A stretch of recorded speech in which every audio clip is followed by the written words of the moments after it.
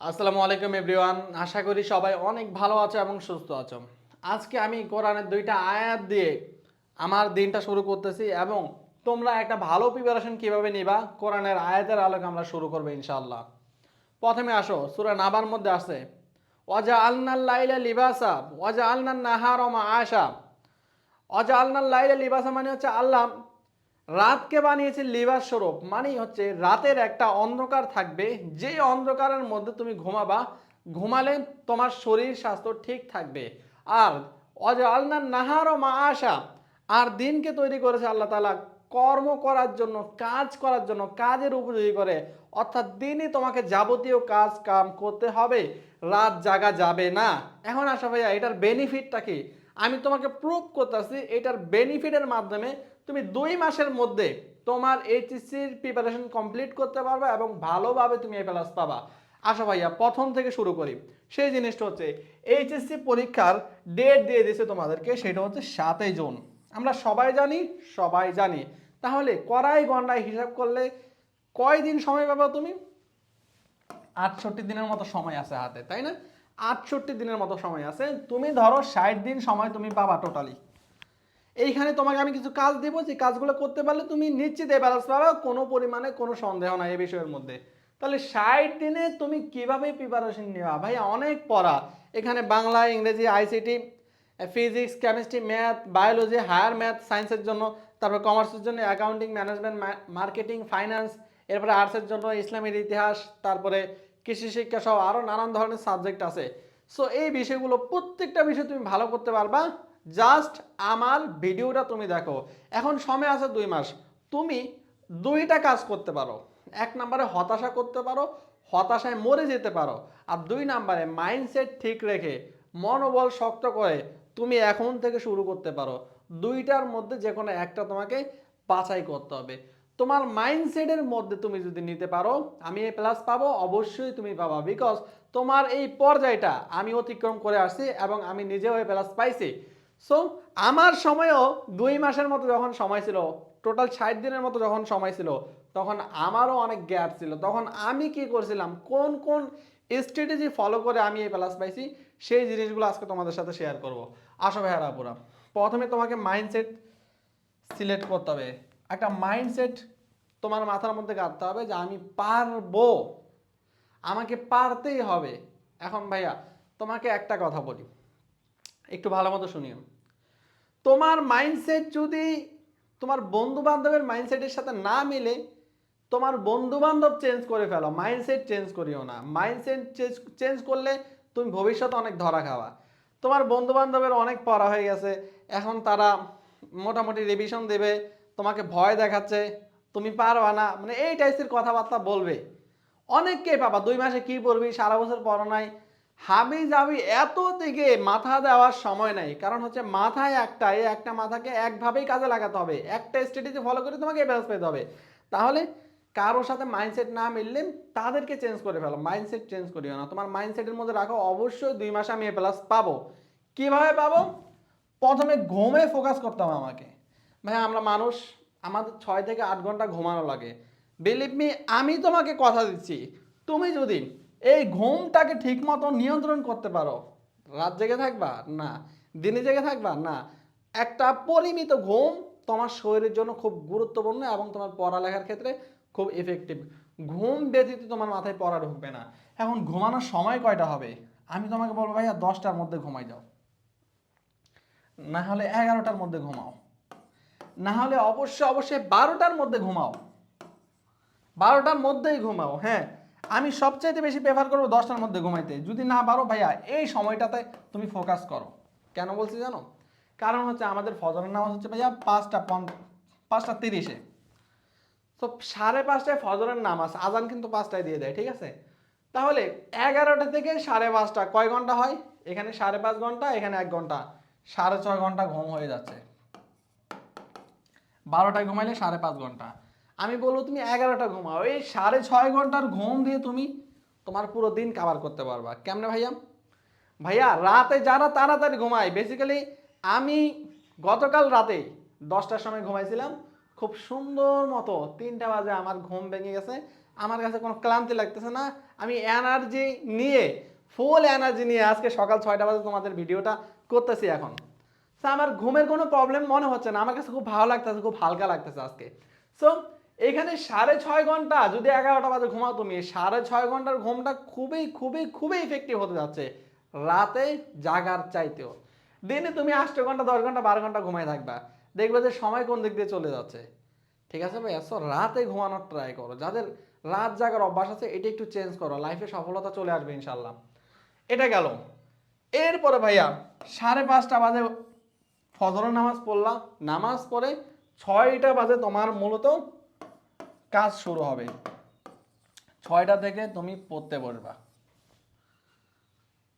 6টা থেকে কয়টা? 6টা থেকে 1টা পর্যন্ত হিউজ একটা সময় আমরা বের করতে পারছি, অবশ্যই আমরা বের করতে পারছি। তাহলে 6টা থেকে 1টা, 6টা থেকে 12টা 6 ঘন্টা, 1টা হলে 7 ঘন্টা। তাহলে আমরা এখানে কত ঘন্টা পাচ্ছি?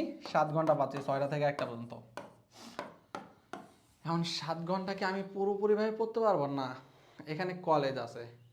ভাইয়া আমি এই পর্যায়ে পড়ছিলাম, তোমাকে 100% চ্যালেঞ্জ দিয়ে বলতে পারবো কলেজে এখন বিন্দু পরিমাণে পড়া হবে না। তাহলে অ্যাভয়েড করবা কলেজটাকে, কলেজটা এখন টোটালি অ্যাভয়েড করার সময় চলে আসছে, কলেজে যাওয়ার দরকার নাই, সোজা কথা। আমি বলতেছি না একবারে কলেজের সাথে সম্পর্ক ছিল না, টুকটাক কাজ যেমন প্র্যাকটিক্যাল জমা দেওয়া, এইসব টুকটাক কাজে 2-1 দিন যেতে পারো, তোমার সময় নষ্ট হতে পারে। এরপরে তোমার কাগজপত্রের কিছু কাজ থাকে, যে জিনিসগুলোর কারণে মাঝে মাঝে যাওয়া লাগতে পারে, এই ক্ষেত্রে ভাইয়া 4-5 দিন সর্বোচ্চ, এর বেশি না। কলেজটাকে টোটালি অ্যাভয়েড করতে হবে এখন, বিকজ সময় কম। কলেজে যদি প্রতিদিন যাওয়া আসা করো, রেগুলার হতে চাও, তুমি রেগুলার স্টুডেন্ট হবা, বাট আউটকামটা পাবা না, A+ পাবা না। তোমার A+ পেতে অনেক যন্ত্রণার মধ্যে দিয়ে দিতে হবে, ঠিক আছে? তাহলে এখানে ভাইয়া আমরা 7 ঘন্টা সময় পাচ্ছি। এই 7 ঘন্টা সময় ফজর বেলা যখন তুমি উঠবা, রাতের বেলা ঘুমাইছো, তোমার মাথাটা খুবই ফ্রেশ। ওই ফ্রেশ সময়ে 6টা বাজে তুমি শুরু করবা যেই সাবজেক্টটা সবচাইতে প্যারাদায়ক, সেই সাবজেক্টটা। ঠিক আছে ভাইয়া? এখন কিভাবে শুরু করব ভাইয়া? আমরা তো অনেক কিছু বুঝি না ভাইয়া। ইউটিউবে হাজার হাজার কন্টেন্ট আছে, যেগুলো দেখলে তোমার পড়া খুবই সহজ হবে, স্মুথ হবে, এবং ফ্রি ক্লাস আছে হাজার হাজার, যেগুলো দেখলে তোমার পড়া ইজিলি তুমি ম্যাচ করে নিতে পারবে, ইজিলি তুমি বুঝতে পারবা। সো এখানে এই যুগে এসে অ্যাটলিস্ট চিন্তার কোনো কারণ নাই। তো 6টা থেকে সবচেয়ে কোডিং সাবজেক্টটাই পড়ো, কারণ তোমার মাথাটা ফ্রেশ থাকে। 2 ঘন্টা পড়ো, পড়ার পরে মাকে বলবা দরকার হলে চা দিতে, একটু চা খাও, কোনো সমস্যা নেই। 8টা পর্যন্ত পড়বা, 2 ঘন্টা হিউজ টাইম। ঠিক আছে ভাইয়া? অথবা ওইটাও করতে পারো, এই 7 ঘন্টার মধ্যে যে কোনো একটা চ্যাপ্টার ধরবা, একটা চ্যাপ্টার তুমি শেষ করেই ছাড়বা, ওইভাবেও তুমি করতে পারো। ঠিক আছে ভাইয়া? তো এইভাবে তোমার দিনটা শুরু হবে। এখানে 7 ঘন্টা সময় পাচ্ছ। এরপরে ফজরের নামাজ, জোহরের নামাজ পড়লাম, গোসল করলাম, জোহরের নামাজ পড়ার পরে মনে করো খাওয়া দাওয়া করার পর 2:30 বেজে গেছে, 2:30 থেকে আধা ঘন্টা 3 ঘন্টা 3টা পর্যন্ত একটা ঘুম দিলে, এরপরে কিন্তু 1 ঘন্টা পাচ্ছ। তাহলে 8 ঘন্টা হয়ে গেছে, 8 ঘন্টা তুমি পাচ্ছ অলরেডি। মনে করো 4টা পর্যন্ত, ঠিক আছে? 3টা থেকে 4টা পর্যন্ত তোমার 1 ঘন্টা পড়া হইলো। তারপরে আসরের নামাজ, এরপরে 4টা থেকে 5টা বা 5টা থেকে 6টা, 1 ঘন্টা, 9 ঘন্টা পেয়ে যাচ্ছ। এরপরে মাগরিব থেকে নিয়ে পুরো রাতের সময়টা, এশারের সময়টা বাকি আছে। 10টা বাজে ঘুমাইলে 10টা পর্যন্ত বাকি, 11টার সময় ঘুমাইলে 11টা পর্যন্ত বাকি। সো এভাবে আমরা 10 থেকে 12 ঘন্টা ইজিলি বের করতে পারতেছি। আর যদি তুমি রাত জাগো, বিলিভ মি, 12টা থেকে 6টা পর্যন্ত পড়া হবে 6 ঘন্টা। রাত জেগে অনেক সময় পড়া হয় না, অনেক টেনশন, অনেক কিছু আসে মাথার মধ্যে। সো এই জিনিসগুলোকে সবসময় অ্যাভয়েড করার ট্রাই করবা, রাত জাগাটাকে সবসময় অ্যাভয়েড করার ট্রাই করবা। কারণ হচ্ছে ওই 6 ঘন্টা ভালো মতো পড়া হবে না, বা 6 ঘন্টা হইলো, বাট সকাল থেকে যে আবার ঘুমায় থাকবা মাগরিব পর্যন্ত, ভাইয়া রাতে যেই অংশটা তোমার কাভার হওয়ার কথা ছিল, শরীরের যেই সক্ষমতাটা আসার কথা ছিল রাতে ঘুমানোর ফলে, দিনে ঘুমালে সেটা আসবে না। তুমি অলস হয়ে যাবা দিনে ঘুমালে। সো তোমার নিজেকে ফিট রাখার জন্য, তোমার পড়াশোনায় একটা এনার্জি নিয়ে আসার জন্য তোমাকে রাতে ঘুমাতে হবে, এবং দিনে এভাবে টাইমগুলো বের করে তোমাকে পড়াশোনা করতে হবে। এখন আসো ভাইয়া, প্র্যাকটিক্যালের কথাগুলো বেশি থাকে। প্র্যাকটিক্যালের বিষয়টা 2-1 দিন সময় নিয়ে বা 3 দিন সময় নিয়ে একদম ভালোভাবে জিনিসটাকে সুন্দর মতো শেষ করে ফেলো। কেন বলছি আমি? কারণ হচ্ছে এই প্র্যাকটিক্যালি হিউজ পরিমাণ একটা নাম্বার থাকে। এই নাম্বারটা যদি না পাও, তাহলে তোমার A+ পাওয়া সহজ হবে না। সায়েন্সের, বিশেষ করে সায়েন্সের প্রত্যেকটা সাবজেক্টে প্রায় বাংলা ইংরেজি আইসিটি পাওয়া যায়, প্রায় প্রত্যেকটা সাবজেক্টে তোমার কি করে প্র্যাকটিক্যালের নাম্বার। আইসিটি তো মেবি নাম্বার আছে প্র্যাকটিক্যালের। সো এইখানে ফোকাস করো, এইখানে 25-এ 25 পাওয়ার ট্রাই করো, একদম চাক্কা নাম্বার এই প্লাস পাওয়ার জন্য খুবই এফেক্টিভ এই 25টা নাম্বার। ঠিক আছে ভাইয়া? সো প্র্যাকটিক্যালে ফোকাস করো। তারপর আসো ফোর্থ সাবজেক্ট। ফোর্থ সাবজেক্টে এ প্লাস পাইলে কিন্তু 2.5 নাম্বার যোগ হয়, জানো তোমরা? 2.5 পয়েন্ট যোগ হয়।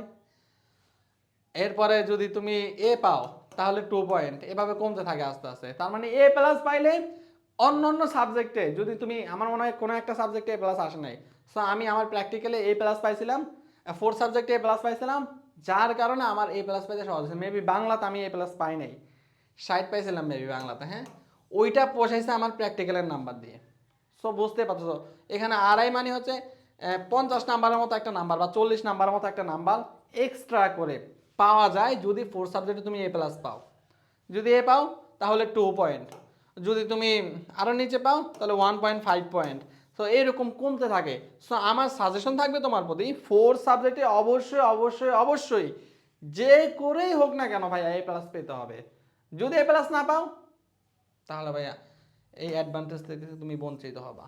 তোমার যে কোনো একটা সাবজেক্টে খারাপ হয়ে যেতেই পারে, তাহলে ওখানে কি করতে হবে ভাইয়া? এই 4 সাবজেক্ট দিয়ে তোমাকে কভার করতে হবে, দ্যাটস ইট।